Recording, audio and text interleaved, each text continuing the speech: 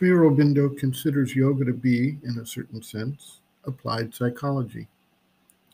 The review and understanding of one's own actions and deeper motives and motivations is essential if one is going to overcome the limitations and habits of the lower nature and eventually receive and manifest new ways of knowing and acting, and thereby transforming the nature.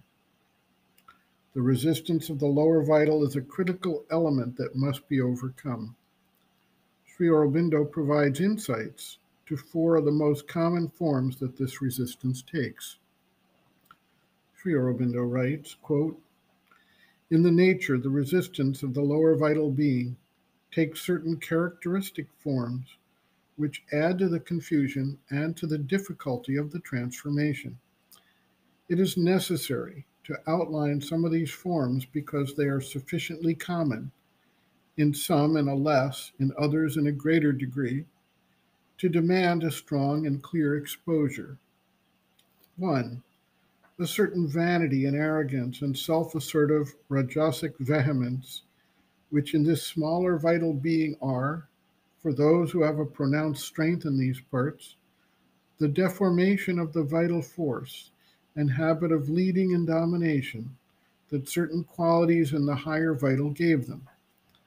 This is accompanied by an excessive amour propre, which creates the necessity of making a figure, maintaining by any means position and prestige, even of posturing before others, influence, controlling or helping them, claiming the part of a superior sadhak, one with greater knowledge and with occult powers.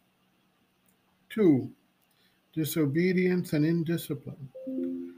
This lower part of the being is always random, wayward, self-assertive, and unwilling to accept the imposition on it of any order and discipline other than its own idea or impulse.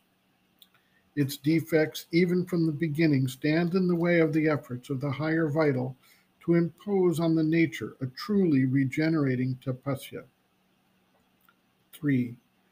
Dissimulation and falsity of speech. This is an exceedingly injurious habit of the lower nature. 4.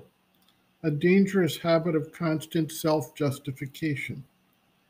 When this becomes strong in the sadhak, it is impossible to turn him in this part of his being to the right consciousness and action, because at each step his whole preoccupation is to justify himself. His mind rushes at once to maintain his own idea, his own position, or his own course of action. This he is ready to do by any kind of argument, sometimes the most clumsy and foolish or inconsistent with what he has been protesting the moment before, by any kind of misstatement or any kind of device. This is a common misuse, but nonetheless a misuse of the thinking mind. But it takes in him exaggerated proportions, and so long as he keeps to it, it will be impossible for him to see or live the truth." End quote. Reference, Sri Aurobindo, Integral Yoga, Sri Aurobindo's Teaching and Method of Practice, Chapter 9, Transformation of the Nature, Transformation of the Vital, pages 246 to 259.